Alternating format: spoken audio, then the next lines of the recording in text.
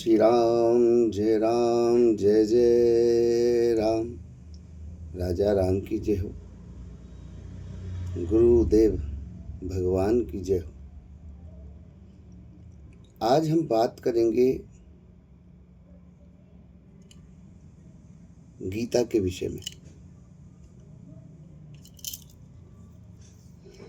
भगवान ने गीता युद्ध के समय ही क्यों सुनाई?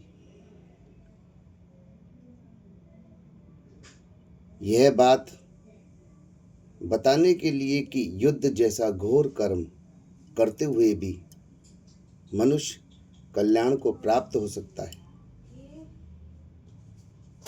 इसका तात्पर्य है कि साधन किसी परिस्थिति विशेष की उपेक्षा नहीं रखता। वह प्रत्येक परिस्थिति, प्रत्येक अवस्था में हो सकता है, कारण कि परमात्मा प्रत्येक परिस्थिति में ज्यों का त्यों विद्यमान है। इसलिए वह प्रत्येक परिस्थिति में प्राप्त किया जा सकता है। गीता का सिद्धांत सर्वश्रेष्ठ क्यों माना गया है?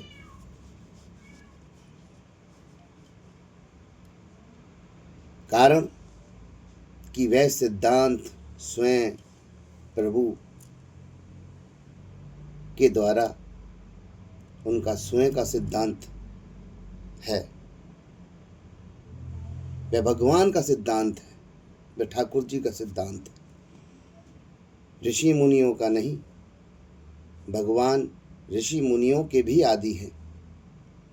अहमादिर्ह देवानाम महर्षिणाम च सर्वशः। वास्तव में भगवान का सिद्धांत ही सिद्धांत कहलाने लायक है।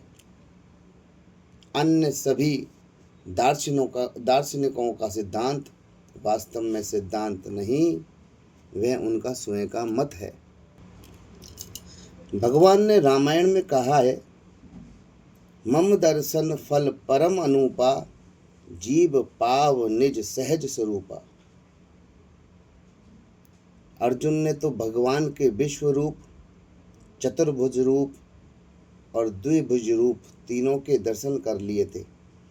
फिर क्या उनका मोह दूर क्यों नहीं हुआ? दर्शन देने के बाद मोह दूर करने की जिम्मेदारी भगवान की ही होती है। अर्जुन का मोह आगे चलकर नष्ट हो ही गया था। नष्टो मोह स्मृतिर्लब्धा। इससे सिद्ध हुआ कि दर्शन के बाद मोह नष्ट होता ही है। परंतु अर्जुन ने मोह नष्ट होने में ना तो गीता श्रवण को और ना दर्शन को ही कारण माना था। अर्जुन ने भगवान की कृपा को ही कारण माना था। त्वत्प्रसादान्मयाच्युतः।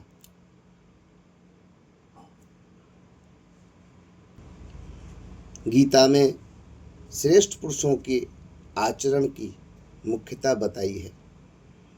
यदाचरित श्रेष्ठ तत् देवे तरो जन।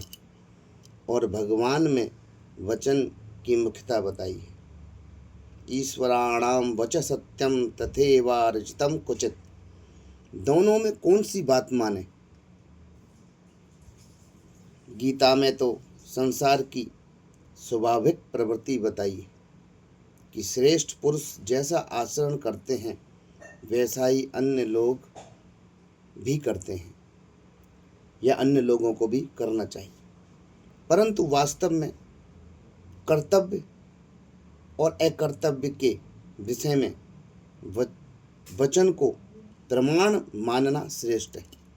इसलिए इतिहास की उपेक्षा विधि को और विधि की उपेक्षा निषेध को प्रबल माना गया है। श्रेष्ठ पुरुषों के आचरण का स्वाभाविक ही दूसरों पर असर पड़ता है, चाहे हम देखें या ना देखें। परंतु जहाँ उनके आचरण और वचनों में विरोध दिखे, वहाँ उनके आचरण न देखकर उनके वचनों का ही पालन करना चाहिए। कारण कि उन्होंने किस परिस्थिति में क्या कहा, क्या किया, इसका पता नहीं लग पाता है।